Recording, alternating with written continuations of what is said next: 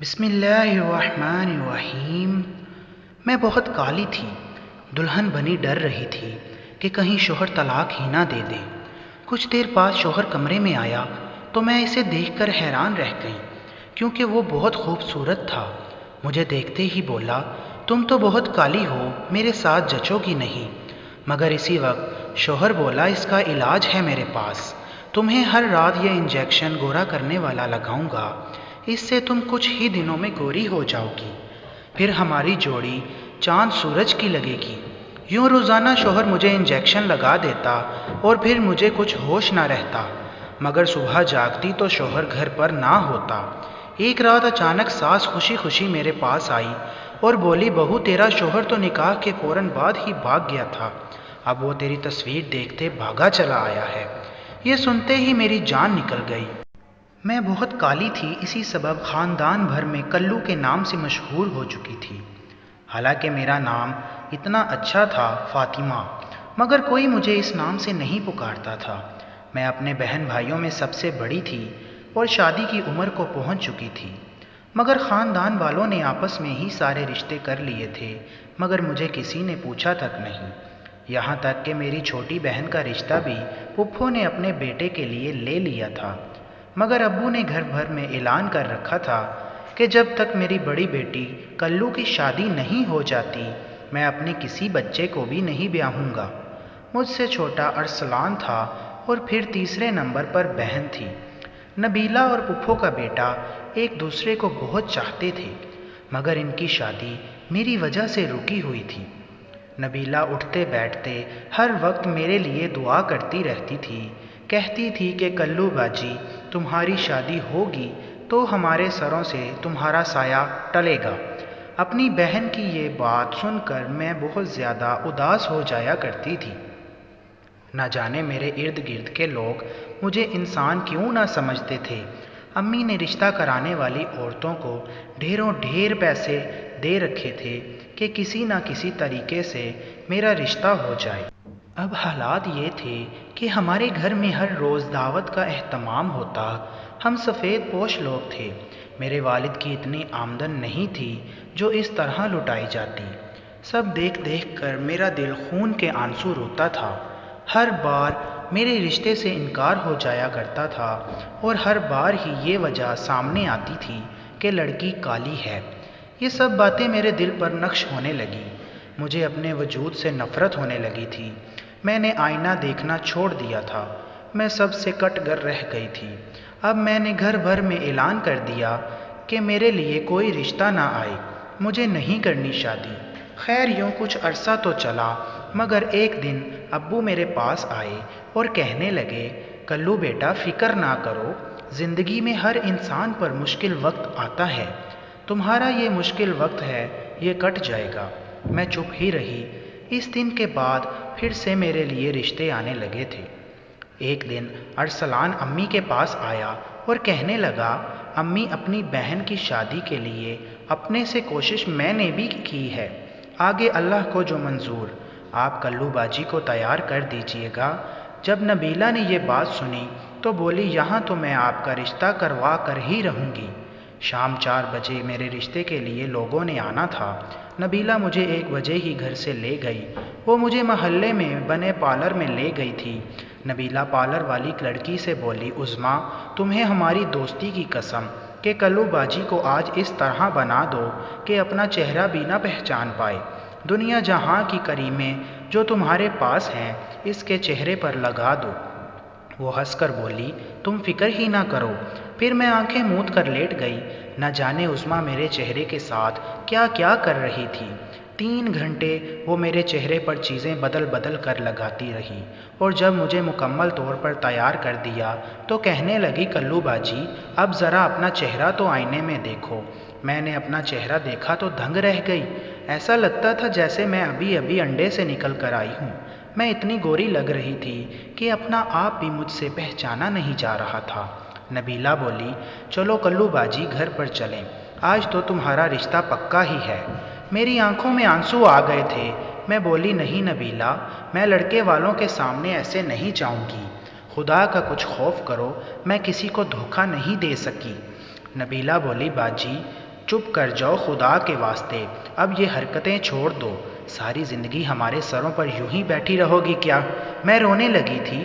نبیلہ چیخ پڑی، کہنے لگی باجی اب میک اپ خراب ہو گیا تو آپ کو مزید 2 گھنٹے اس پوزیشن میں بیٹھنا پڑے گا۔ میں آج آپ کو بنا میک اپ کے کسی کے سامنے نہیں لے کر جاؤں گی۔ مجھے ایسے لگ رہا تھا جیسے آج میں بہت مجبور ہو چکی ہوں۔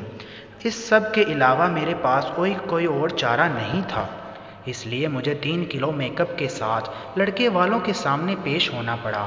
لڑکے کی والدہ اور بہن آئی تھیں۔ میں تو شرمندہ تھی کہ آنکھیں بھی نہ اٹھا پا رہی تھی، جبکہ مجھے دیکھ کر لڑکے کی والدہ اور بہن بہت خوش ہو گئی تھیں۔ لڑکی کی آواز میرے کانوں میں گونجی تھی، کہنے لگی امی یہ تو دیکھیں بھابھی کتنی حسین ہے، مجھے تو اپنے بھائی کے لیے یہی لڑکی چاہیے۔ وہ عورت بھی بولی ہاں ہاں سعدیہ، ہمیں مزمل کے لیے ایسی ہی نازک سی لڑکی چاہیے، سب سے بڑھ کر یہ کہ لڑکی نے سجنے سنورنے کی تمیز ہے، دیکھو تو اس نے اپنے آپ کو کتنے خوبصورت انداز میں تیار کیا ہے۔ میں تھوڑی دیر بیٹھی، پھر اٹھ کر اپنے کمرے میں چلی گئی۔ جب وہ عورتیں واپس اپنے گھر چلی گئیں تو میں امی کے پاس آ کر بیٹھی، کہنے لگی کلو آج تیرا نصیب کھل گیا۔ میں رونے لگی اور امی کے گلے لگ گئی۔ میں بولی امی یہ سراسر دھوکہ ہے، میں ایسی نہیں ہوں جیسی میک اپ نے بنا دیا۔ شادی کی صبح جب منہ دھو کر ان کے سامنے جاؤں گی تو کیا وہ مجھے طلاق دے کر گھر نہیں نکالیں گے؟ امی بھی اداس ہو گئیں، کہنے لگی بیٹی میں کیا کہہ سکتی ہوں، میں تو ماں ہونے کے ناطے تمہارے اچھے نصیبوں کے لیے دعا ہی کر سکتی ہوں نا۔ میں چپ کر گئی تھی، اس کے علاوہ میرے اختیار میں کچھ نہ تھا، کوئی میری بات سننے کے لیے راضی ہی نہیں تھا۔ پھر وہ بھی دن آ گیا جب لڑکے والوں کی طرف سے ہاں ہو گئی، میری شادی کا دن طے ہو گیا۔ نبیلہ نے پہلے سے ہی پارلر والی لڑکی سے کہہ رکھا تھا کہ تم ہی میری بہن کی دلہن بناؤ گی۔ میں ایک اور دھوکہ اپنے سسرال والوں کو نہیں دینا چاہتی تھی، اس لیے میں ابو کے پاس چلی گئی۔ میں نے ابو کو اپنا فیصلہ سنا دیا۔ میں کہنے لگی ابو اگر شادی کے دن گھر والوں نے مجھے عجیب و غریب قسم کے میک اپ کے لیے مجبور کیا تو میں شادی سے انکار کر دوں گی۔ آپ چاہتے ہیں میں بخیر و عافیت یہاں سے رخصت ہو جاؤں تو گھر میں اعلان کر دیں کہ میری بیٹی سادگی میں رخصت ہوگی۔ میں نے ابو کو پیغام دیا، آگے کا کام ابو نے ہی کیا۔ انہوں نے سب کو سختی سے روک دیا کہ مجھے کوئی بھی میک اپ کے لیے مجبور نہیں کرے گا۔ یوں ہی کرتے کراتے میری مختصر سی بارات آ گئی۔ صد شکر کہ سب کچھ بخیر و عافیت نمٹ گیا۔ میں رخصت ہو کر اپنے شوہر کے گھر آ گئی۔ میں مزمل کی سجی ہوئی سیج پر بیٹھی تھی۔ میں نے آئینے میں خود کو دیکھا تو دل کے 100 ٹکڑے ہو گئے۔ میں سرخ رنگ میں بہت زیادہ کالی لگ رہی تھی۔ مجھے یہی خوف اندر ہی اندر سے کھائے چلا جا رہا تھا کہ میرا شوہر مجھے طلاق ہی نہ دے دے۔ تھوڑی دیر بعد کمرے کا دروازہ کھلا تو میرا شوہر کمرے میں داخل ہوا۔ وہ میرے روبرو آ کر بیٹھا تو بولا فاطمہ اف، اپنے شریک حیات کے منہ سے یہ الفاظ سن کر میں تو ایک دم سے جی اٹھی۔ شکر ہے کسی نے تو مجھے میرے حقیقی نام سے پکارا۔ میں نے جب آنکھیں اٹھا کر دیکھا تو سامنے میرا شوہر بیٹھا تھا۔ میں تو اپنے شوہر کا حسن دیکھ کر دنگ رہ گئی۔ میرا شوہر بے انتہا حسین تھا، ایسے لگتا تھا جیسے کہیں سے کوئی شہزادہ میرے لیے زندگی میں شامل ہو گیا۔ وہ مجھے دیکھ کر بجھ سا گیا، کہنے لگا فاطمہ تم تو بہت کالی ہو، دیکھو میں کس قدر حسین ہوں، تم میرے ساتھ جچو گی نہیں۔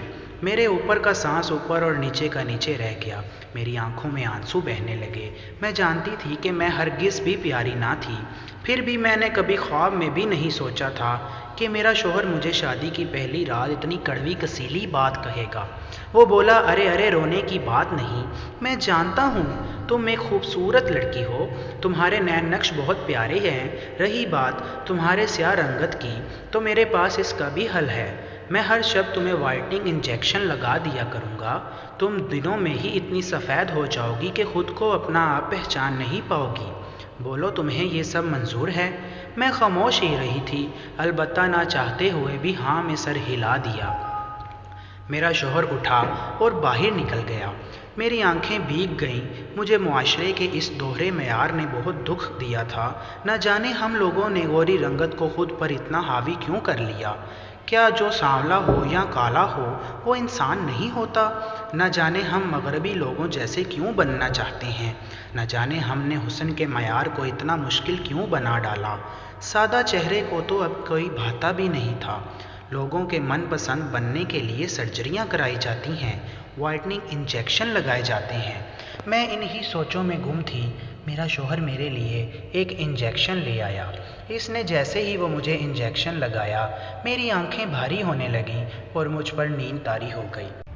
میں جب صبح اٹھی تو اپنے عروسی لباس میں ملبوس تھی۔ میں جلدی سے اٹھی اور دیکھا میرا شوہر کمرے میں نہیں تھا۔ مجھے اکیلے ہی کمرے سے باہر جانا پڑا۔ میری نند جھٹ سے آ کر میرے پاس بیٹھ گئی، کہنے لگی بھابھی آپ تو بہت پیاری لگ رہی ہیں۔ میں مسکرا دی، البتہ اپنی یہ تعریف سن کر مجھے کسی قسم کی خوشی نہ ہوئی تھی۔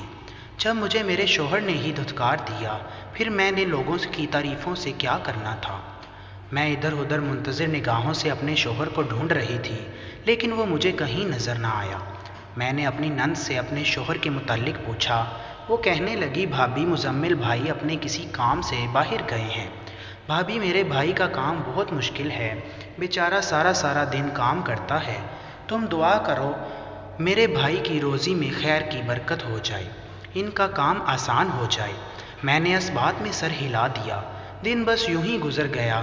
میں گھر کے کام کرنے کی عادی تھی، اس لیے سسرال میں زیادہ دن آرام نہیں کر پائی تھی۔ میں شادی کے تیسرے دن ہی گھر کے کام سنبھال چکی تھی، کیونکہ میرا دل نہیں لگتا تھا۔ مجھے اپنے گھر والے بہت یاد آتے تھے۔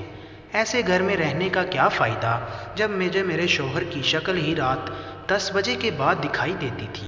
مزمل آتے ہی مجھے انجیکشن لگا دیا کرتے تھے اور میں گہری نیند میں سو جایا کرتی تھی۔ میری شادی کو 1 مہینہ ہو گیا، ابھی تک یہی سلسلہ جاری تھا۔ میں یہ سب باتیں سوچ کر اب نفسیاتی مریضہ بنتی جا رہی تھی۔ اب تو مجھے اپنے شوہر پر بھی شک ہونے لگا تھا۔ میں نہیں جانتی تھی کہ میرے شوہر کے لگائے ہوئے انجیکشن سے مجھے نیند کیوں آ جاتی ہے، کیونکہ میں نے تو ٹی وی میں دیکھا تھا۔ اسکن اسپیشلسٹ بتاتی رہی کہ رنگت گوری کرنے والی انجیکشنز کی وجہ سے اکثر لوگوں کی نیند اڑ جاتی ہے۔ مجھے نہیں معلوم تھا کہ میرا شوہر میرے ساتھ کیا کھیل کھیل رہا ہے۔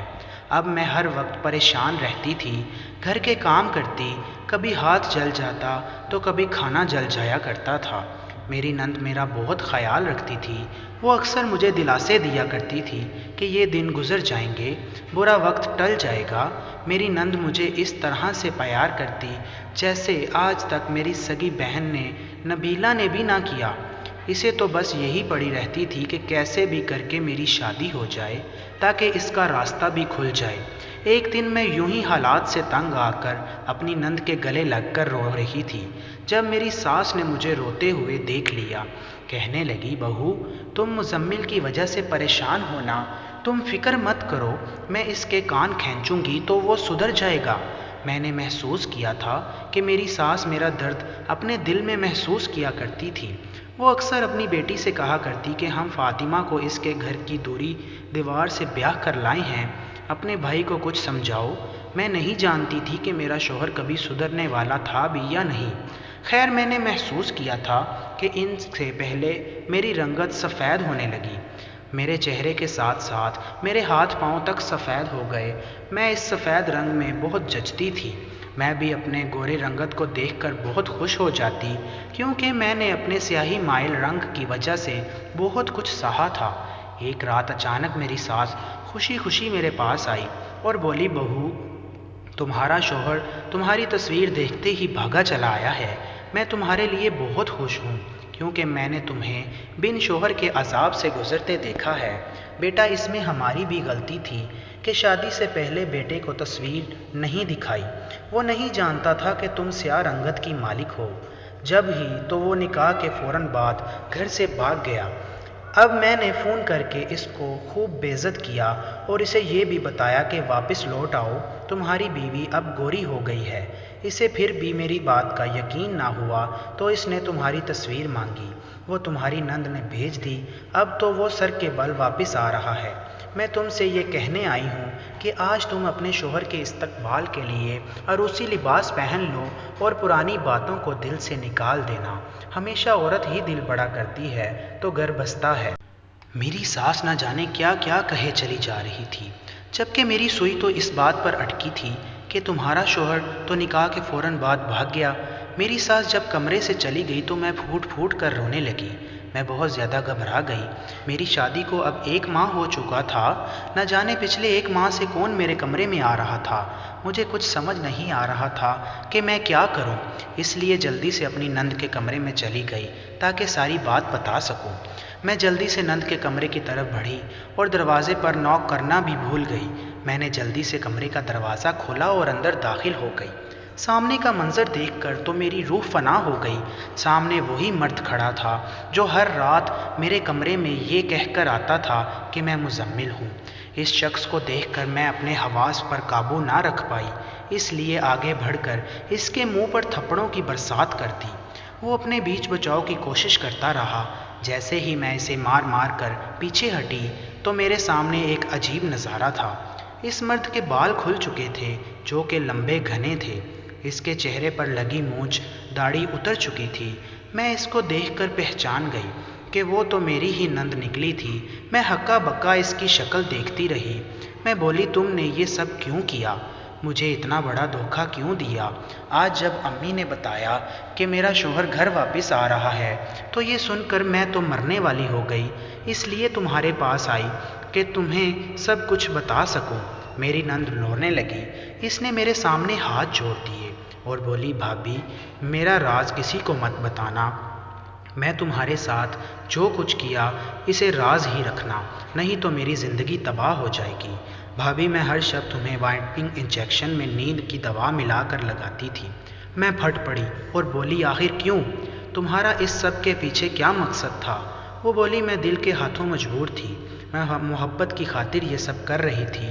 میں بولی، کون سی محبت، کیسی محبت؟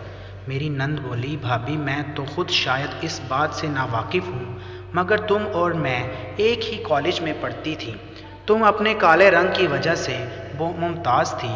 میں بھیڑ بھاڑ میں بھی تم کو پہچان جایا کرتی تھی کیونکہ میں تمہاری ذہانت سے بہت متاثر تھی۔ میں ذرا کم ذہن تھی، اس لیے مجھے ذہین لوگ بہت اچھے لگتے تھے۔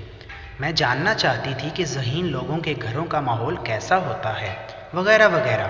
ایک دن چھٹی کا وقت ہو گیا، نہ جانے مجھے کوئی لینے نہ آیا اور نہ ہی تمہیں کوئی لینے آیا تھا۔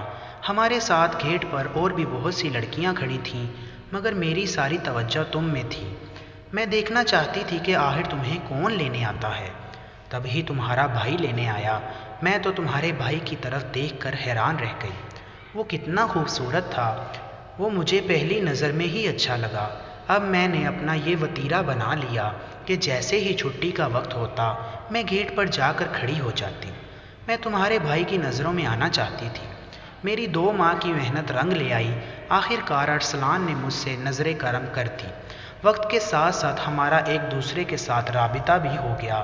یہ دل لگی محبت میں بدل چکی تھی۔ ہم نے فیصلہ کر لیا کہ ایک دوسرے کے ساتھ ہی شادی کریں گے، مگر اس شادی میں سب سے بڑا مسئلہ تم تھی بھابھی۔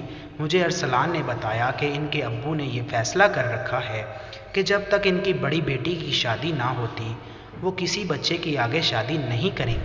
بھابھی میں شکل و صورت سے اچھی تھی، اس لیے میرے رشتے پر رشتہ آ رہا تھا، مگر قسمت کی ستم ظریفی کہ تمہاری شادی کا کوئی نام و نشان ہی نہ تھا۔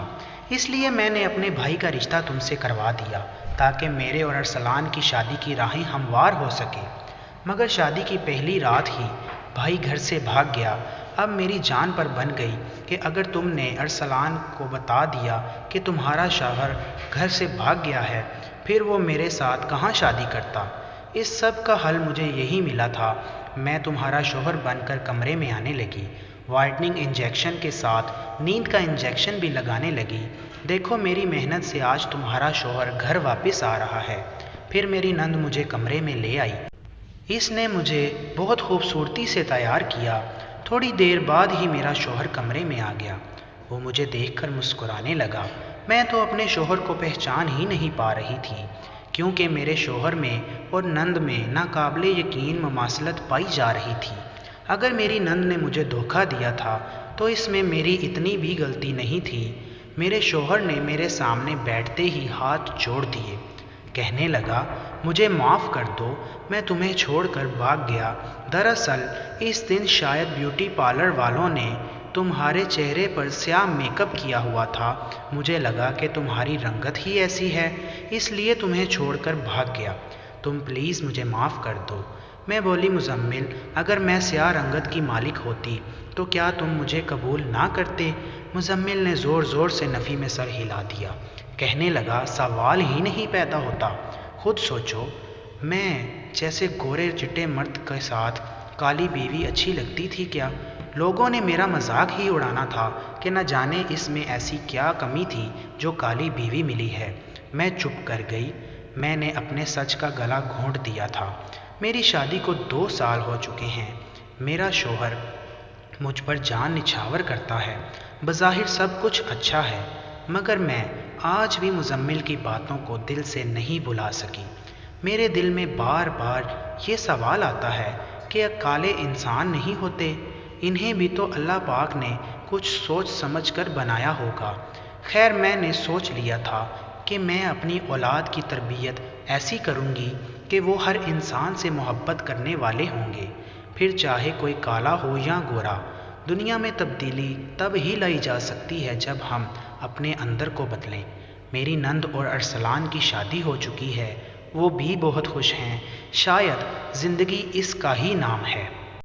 دوستو، اگر آپ کو ہماری یہ ویڈیو بھی پسند آئی تو کائنڈلی ویڈیو کو لائک کریں، شیئر کریں اور ہمارے چینل توفیق وائس کو سبسکرائب کر کے بیل آئیکن لازمی دبائیں تاکہ ہماری آنے والی ہر نئی ویڈیو آپ تک بر وقت پہنچتی رہے۔ تو ملتے ہیں کل ایک نئی ویڈیو کے ساتھ، تب تک کے لیے اللہ حافظ۔